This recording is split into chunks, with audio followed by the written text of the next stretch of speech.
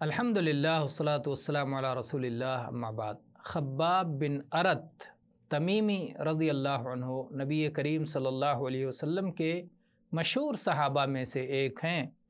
جاہلیت کے زمانے میں ان کو قیدی بنا کر، غلام بنا کر مکہ میں لا کر فروخت کر دیا گیا، اور یہ وہاں پر تلواریں بنانے کا کام کرتے تھے، گویا لوہار کا کام کرتے تھے، تلواریں بنانے کا کام کرتے تھے۔ جب اللہ کے نبی صلی اللہ علیہ وسلم نے اسلام کی دعوت دینی شروع کی تو یہ ان ابتدائی لوگوں میں سے ہیں، سابقین اولین میں سے ہیں، جنہوں نے آگے بڑھ کر کے اسلام قبول کیا۔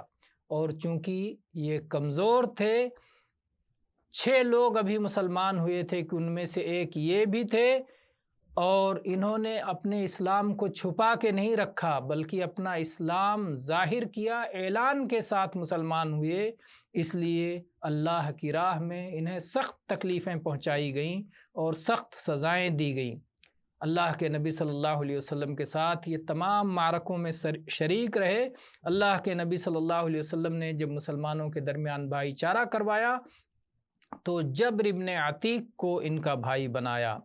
ایک بار علی رضی اللہ عنہ جب خباب رضی اللہ عنہ کی قبر کے پاس سے گزرے تو انہوں نے کہا، رحم اللہ خبابا اسلم راغبا وہاجر طائعا وعاش مجاہدا وابتلی فی جسمہ احوالا ولن یضیع اللہ اجرہ، کہ اللہ خباب پہ رحم کرے، اپنے شوق سے مسلمان ہوئے اور بخوشی ہجرت کی اور جہاد کرتے ہوئے زندگی گزاری، اور اپنے جسم میں مختلف انداز سے آزمائے گئے۔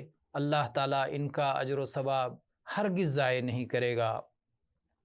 خباب رضی اللہ عنہ معرکہ بدر اور اس کے بعد جتنے معرکے ہوئے سب میں شریک رہے، پھر کوفہ کی جانب سفر کر گئے اور سن 37 ہجری میں وہیں وفات ہوئی، اور علی رضی اللہ عنہ نے ان کی صلاۃ جنازہ ادا کی۔ رضی اللہ عنہ وارضاہ، وآخر دعوانا ان الحمد للہ رب العالمین۔